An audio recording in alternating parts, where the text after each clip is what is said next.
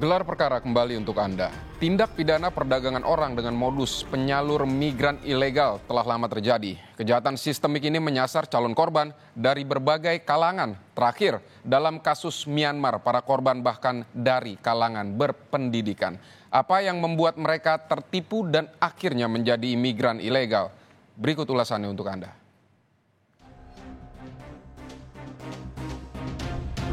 Seperti kalau kita lihat yang di Kamboja, Myanmar, ini mereka dari sektor pendidikan cukup tinggi, Mbak. Ada yang, bahkan tadi saya bilang, ada yang S1, S2, ya kan. Ini mereka memiliki kepandaian di bidang IT, kan mereka di bidang online scam ya, penipuan secara online. Tidak bisa dibilang, oh yang terjerat itu hanya mereka yang di level pendidikan rendah. Enggak juga. Karena ada juga yang mereka berpendidikan tinggi yang memang sangat butuh kerjaan, ketika diiming-imingi, ya akhirnya terjebak juga di dalam situasi tersebut, Mbak.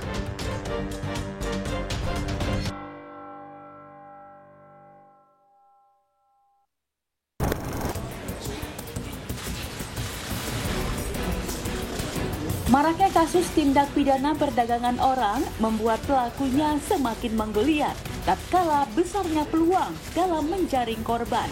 Bahkan hal ini dikuatkan dengan pernyataan salah seorang pengamat sosial, di mana praktik ini sudah berlangsung lama dan sasaran dari para sindikat adalah masyarakat yang membutuhkan perbaikan ekonomi untuk menaikkan strata, sehingga sulit untuk ditolak bagi sebagian masyarakat yang terperdaya. Adapun sejumlah resiko pekerja yang diberangkatkan secara non-prosedural ini pun bervariasi, mulai dari ancaman praktik prostitusi, perbudakan, hingga penjualan organ tubuh. Ya, yang pertama, praktik perdagangan orang bukanlah satu hal yang baru. Ini sudah berlangsung lama, karena memang yang dijadikan target adalah saudara-saudara kita, teman-teman kita yang memang berada dalam kondisi ekonomi yang kurang mapan, atau kemudian kalau di era sekarang adalah kepada anak-anak muda yang memang menginginkan hidup yang lebih baik atau bahkan berlebihan, gitu ya. Karena apa? Karena memang apa yang mereka janjikan adalah tawaran untuk bisa mendapatkan kualitas hidup yang lebih baik secara ekonomi, atau kalau kemudian kepada anak-anak muda adalah janji-janji bahwa mereka bisa mendapatkan barang-barang dan kebutuhan mewah sesuai dengan kebutuhan gaya hidup anak-anak muda. Nah, inilah yang kemudian membuat tawaran ini kemudian sulit untuk ditolak oleh kelompok-kelompok rentan yang memang membutuhkan upaya peningkatan jenjang kehidupan sosial dan kualitas hidup yang lebih baik. Bentuk perdagangan orang itu memang sebagian besar berupa aktivitas prostitusi, lalu kemudian perdagangan seksual, yang berikutnya disusul dengan sebagai buruh yang kemudian tidak diperlakukan dengan pantas dan sesuai aturan HAM misalnya, lalu juga sebagai pekerja domestik yang juga diabaikan hak-haknya, juga kemudian dalam bentuk pernikahan. Nah, memang data menunjukkan bahwa data dunia menunjukkan bahwa 53% korban yang sebagian besar adalah perempuan dan anak itu diperdagangkan dalam konteks perdagangan seks, lalu baru 40%-nya sebagai buruh yang tidak diperhatikan hak-haknya, dan 7% ada yang terkait dengan perdagangan organ tubuh dan lain-lain. Dampak dari pandemi masih membuat aksi kejahatan para sindikat penyalur tenaga kerja ilegal ini.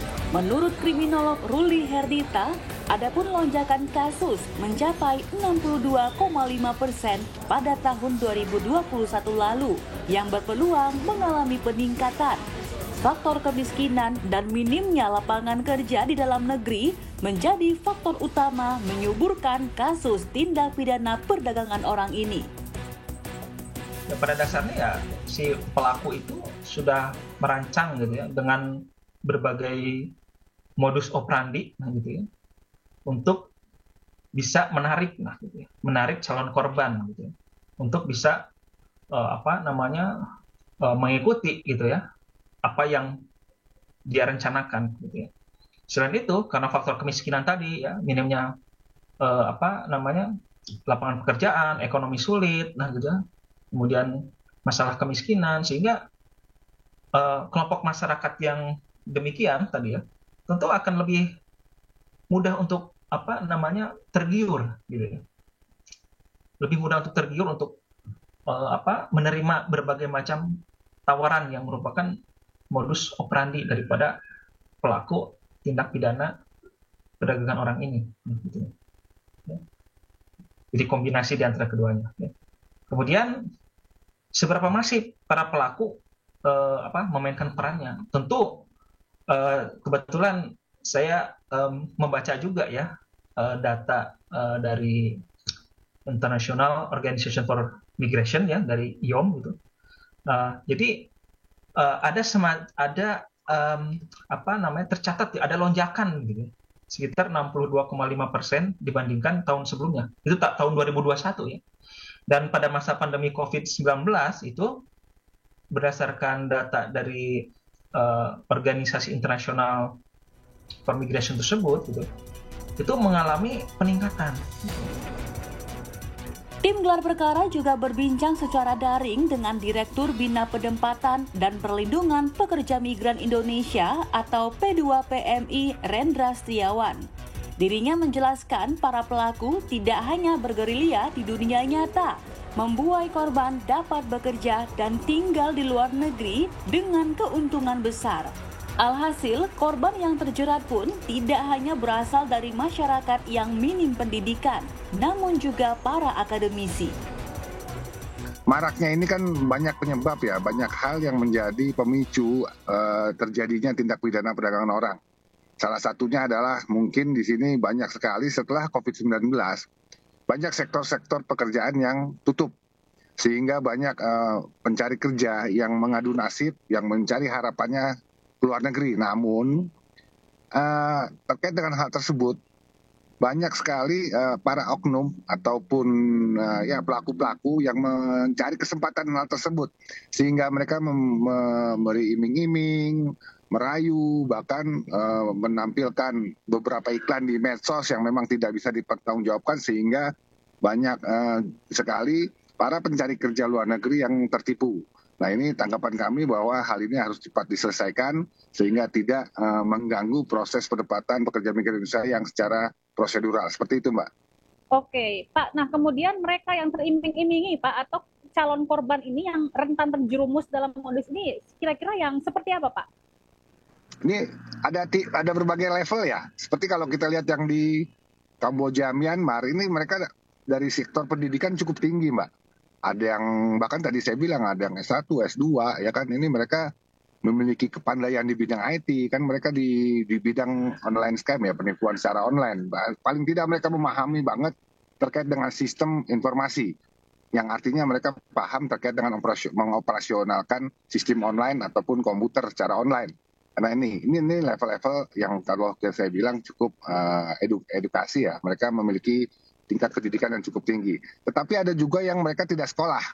Contohnya ketika dari NTT mereka diselundupkan, people smuggling ke Malaysia dengan iming-iming juga. Jadi memang banyak, tidak bisa dibilang yang terjerat itu hanya mereka yang di level pendidikan rendah. Enggak juga.